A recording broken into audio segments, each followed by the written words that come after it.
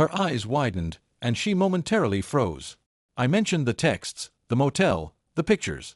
She tried to spin it. "You're paranoid." But when I laid the screenshots in front of her, she went pale. I, 35, male, work in sales and live a pretty ordinary life. I enjoy my routine, clock in, clock out, watch some shows, relax on weekends.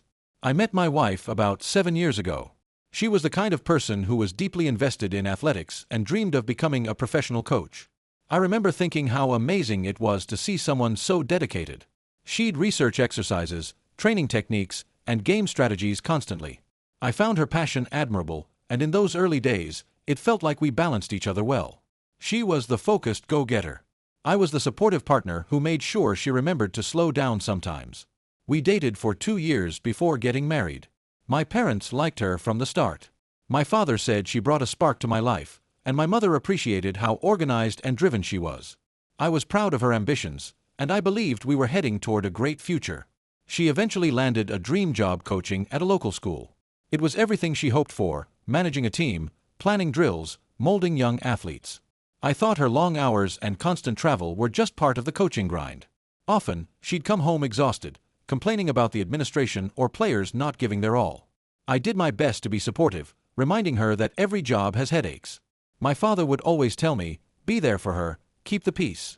My mother would encourage me to suggest breaks or mini vacations if she seemed too stressed. But my wife insisted she was fine, just dedicated to the craft. Over time, her personality began to shift. She became secretive with her phone. If I so much as glanced at it while we sat on the couch, she'd become jumpy. Then she started taking private calls in another room or outside. When I asked if something was wrong, she'd scold me for being paranoid, insisting it was just work. Tension between us grew. She criticized me for minor things like how I folded clothes or what I cooked for dinner. She was on edge 24/7, which I attributed to the stress of coaching. I tried to be patient, figuring it was just a rocky phase. Her behavior got stranger during a sports season when the pressure was supposedly sky high. She was coming home super late, claiming practices ran long or that she had to drop off an athlete. One day, I decided to surprise her at the school. I came with coffee, intending to watch the practice. From the bleachers, I noticed her talking with one of her athletes, a young guy. Maybe in his late teens or early 20s, but definitely younger than her. The energy between them fell off, almost flirty. When she saw me, she looked startled and then snapped. "Why are you here?" I was taken aback by the hostility. I brushed it off at the time, telling myself I was overthinking. Later, when I brought up how she acted, she got defensive and insisted I should just trust her. I felt a pang of guilt, like maybe I was intruding on her space. The following weeks, she doubled down on her secrecy. Her phone was always locked and glued to her side. She left the house 4 extra training sessions at odd hours. My gut told me something was very wrong. I vented to a close friend, who half-jokingly suggested I do some detective work. I laughed it off, but the idea stayed in my mind. The notion that she might be cheating with one of her own athletes sounded insane and sleazy. She loved her job. Why risk it like that? But then small clues started stacking up. I discovered suspicious restaurant receipts that didn't match her official schedule. When I confronted her, she dismissed it as me being controlling. One night, she left her phone on the couch while she was showering. Normally, I never snooze, but curiosity overwhelmed me. I opened her messaging app and saw a conversation with that same athlete. My heart pounded. The texts weren't some friendly coach-player banner. They were filled with flirting, secret meetups, I miss you messages, references to hooking up. It felt like a punch to the gut. She was laughing behind my back about how clueless I was. My hands shook as I took photos of the screen with my own phone. This was more than a passing fling. It seemed ongoing and emotional. I was furious, but I forced myself to act like I hadn't seen anything. I needed to figure out a plan. That night, I barely slept. I lay awake, replaying the texts in my head, imagining them together. My chest felt heavy with anger and betrayal. The next morning, she acted normal, sipping her coffee, scrolling on her phone. I tried to hide my rage, but I knew I couldn't do it forever. I reached out to my cousin, who's a lawyer, to get a sense of the legal implications if a coach was involved with an athlete. She told me this was a serious ethical violation. The school board would likely terminate my wife immediately if they confirmed a relationship. There might even be legal consequences depending on the athlete's exact age and the nature of their affair. Suddenly, I realized this wasn't just marital betrayal. It was professional misconduct with serious fallout. That knowledge gave me a twisted resolve. I started collecting more evidence. I took photos of her late-night arrivals, saved suspicious text timestamps, and recorded her phone calls on our shared bill. I knew that if I confronted her too soon, she'd deny everything. I needed something indisputable, especially if this ended in divorce. My father noticed I was more withdrawn. When he asked if everything was okay, I just said I was under stress. I wasn't ready to tell anyone else until I had everything set in stone. In the midst of my quiet investigation, my father-in-law and mother-in-law decided to visit for a weekend. They lived a few hours away, so their trips weren't super frequent. They'd always been vocal about how proud they were of their daughter's coaching success. I try not to let my anger show when they were around. At dinner, father-in-law started asking about when we might have kids, and mother-in-law made her usual snipes about how I should be more ambitious. My wife played the doting spouse, smiling and acting like things were perfectly fine between us. It was surreal. I sat there, silently fuming, thinking about what I'd uncovered on her phone. My sister-in-law dropped by too, adding her own brand of gossip and backhanded comments. She joked that we needed a real vacation since we both seemed tense. My wife nodded, suggesting we plan a trip soon. The hypocrisy made my skin crawl. She wanted to get away with me while still messing around with a younger athlete. After they left, I ramped up my efforts to confirm the affair. I started swinging by the school unannounced, parking in far corners of the lot. Twice, I saw her car next to that athlete's. Late at night, I'd watch them leave together, occasionally heading to a diner or a motel. My heart would pound in my chest, a mix of devastation and cold determination. I took photos as proof. It felt dirty and heartbreaking, but I knew I needed solid evidence to bring to the school board and to a divorce proceeding if it came to that. One night, she texted, "Don't wait up," celebrating with the team. I checked social media, and sure enough, there were photos of the entire squad at a family-friendly restaurant. But around halfway through the event, my wife and that athlete slipped out. I followed them to a cheap motel. Seeing them enter the room together made my stomach churn. I stayed there, parked in the shadows, until I couldn't handle it anymore. I'd seen all I needed to see. I compiled everything. Screenshots of texts, photos of them leaving the motel, timestamps that contradicted her official schedule. It was overwhelming proof. I decided to confront her, but also to be strategic. I wanted her to know I wasn't clueless, yet I also needed to ensure I could use this evidence without her trying to destroy it. So, one evening, I calmly said, "We need to talk." She just sighed, assuming it was another minor argument. I told her I knew about the affair. Her eyes widened, and she momentarily froze. I mentioned the text, the motel, the pictures. She tried to spin it, calling me paranoid, saying I misunderstood. When I showed her some of the printed screenshot, she went pale. Then she lashed out, blaming me for not being supportive or athletic enough, accusing me of invading her privacy. In a burst of entitlement, she said I had no right to ruin her career and that I should keep my mouth shut. Her meltdown was almost grotesque. She threatened me, said her father-in-law and mother-in-law would back her. She hinted that if I reported her, I'd regret it because she had connections. She demanded I delete everything, told me I was a loser trying to sabotage her job because I was jealous. The level of venom in her words was staggering. I just stared at her, quietly letting her spew it all out. Then I calmly walked away, leaving her raging in the living room. I knew what I had to do next. I reached out to the school board with an anonymous tip first. I sent an email with carefully selected screenshots, explaining the situation and how it violated every ethical boundary for a coach. I also contacted my lawyer to discuss divorce. He advised me to reveal my identity to the school board eventually, especially if I wanted to use the evidence in court. So I prepared a formal letter, detailing dates, times, and the athlete's involvement. The next day, I filed for divorce.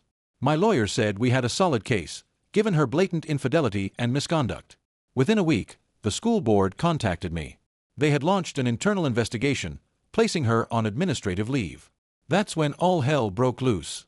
My wife stormed out of the house, moving back in with my father-in-law and mother-in-law. They called me in a fury, demanding I retract my complaint. Father-in-law threatened to sue me for defamation, claiming I was fabricating everything. When I tried to explain I had concrete proof, he yelled that I was destroying his daughter's life out of spite. I realized there was no reasoning with him.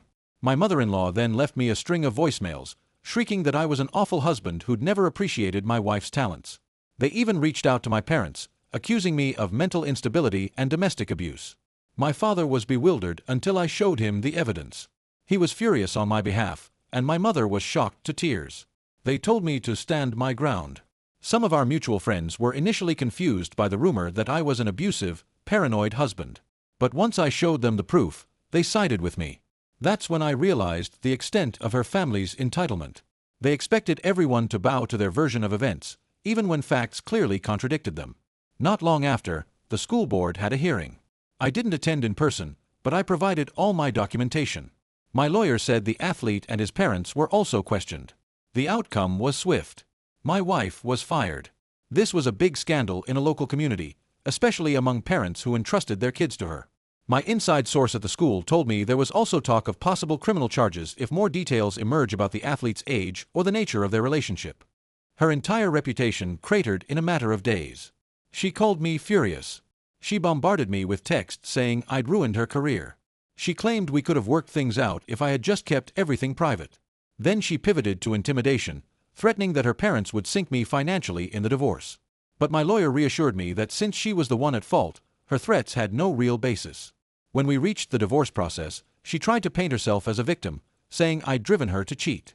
She demanded spousal support, arguing I'd cost her the job. My lawyer calmly laid out the facts, showing that her own actions were the direct cause of her job loss. The judge saw right through her theatrics. Meanwhile, father-in-law and mother-in-law sat in the back, glaring at me, occasionally muttering that I was a liar. The judge ignored them. My father was present, offering moral support, and my mother stayed outside because she couldn't handle the tension. My wife's sister-in-law started posting on social media about how I was a monster. She twisted the story, claiming I'd fabricated everything out of jealousy and that the athlete was older than people thought. But the evidence was indisputable and no one who saw it believed her. Eventually, she took down the posts, probably realizing she was embarrassing herself. The divorce itself wasn't complicated financially. We didn't have joint businesses or massive joint assets. It came down to a fair division of property. My lawyer made it clear we wanted an equitable split. She was livid, ranting that I should be punished for ruining her life. But the judge finalized everything. We divided our household stuff cleanly, she got no spousal support, and we both walked away with what we brought into the marriage. The final decree stated neither party owed the other any alimony or special payments. Walking out of the courtroom, I felt a mix of relief and sadness. I loved her once, or at least loved who I thought she was. Now she was jobless, and her name was tainted in coaching circles. Father-in-law made one last stand, screaming in the hallway that he'd appeal the decision and take me down. My lawyer just shook his head. They had no legal leg to stand on. In the aftermath, I heard from people at the school that her scandal became a cautionary tale, how a once promising coach threw everything away for a reckless affair. Parents were furious, and administration was embarrassed. The athlete's parents considered pressing charges, but I never learned if they officially did. Either way, she was blacklisted from that district. My mother-in-law called me a few more times, spewing vitriol, blaming me for destroying her future. She insisted that I should publicly retract my statements to the school board, as if that would magically fix everything. Father-in-law even offered me some hush money if I'd sign a document claiming I'd lied. I turned him down immediately. The school had all the texts and photos. There was no reversing that. My wife, ex-wife, by then, tried a different tactic. She left a calmer voicemail, saying she wanted to talk things through, that she never wanted to hurt me. I called her back out of curiosity. She rambled about how she felt unappreciated, how the athlete made her feel special, how it had just happened. Then she shifted to asking if I would help her find another coaching job, or at least not stand in her way with recommendations. I reminded her that I was up to the school board, and that I was done protecting her. She broke down crying, saying I was heartless. I ended the call. After everything, I took some time off work to clear my head. I stayed with my parents for a while. My father helped me see that I did the right thing. He said, "You simply exposed the truth. She did this to herself." My mother, although she felt sorry for everyone involved, agreed that I couldn't have just ignored it. Yes, I felt guilt and anger. Part of me wondered if I could have saved the marriage by talking to her earlier or noticing red flags sooner. But the deeper truth was that she betrayed me and her professional responsibilities in one go. If there's any consolation, it's that I finally stood up for myself and refused to be bullied by her or her entitled family. In the end, I walked away with a fair divorce and my self-respect intact. My ex-wife was left to deal with the mess she created. Father-in-law and mother-in-law's threats fizzled out. Sister-in-law quieted down once the facts were too glaring to deny. The community learned the truth. She was no longer the star coach she once claimed to be, and her reputation was shredded. It's been a roller coaster, anger, sadness, a bit of grim satisfaction, but I'm at peace now. I'm focusing on rebuilding my life. I have my job, my own place, and supportive friends and family. If anything, this whole experience taught me that betrayal sometimes appears in the unlikeliest places, and you have to protect yourself when you see the warning signs. I'm not looking back. She made her bed when she decided to cheat with an athlete she was supposed to be guiding, and I made sure she faced the consequences. So, that's my story. A messed up situation, but also a lesson in standing your ground against lies and entitlement. I have no regrets for exposing her. Now, I'm just moving on.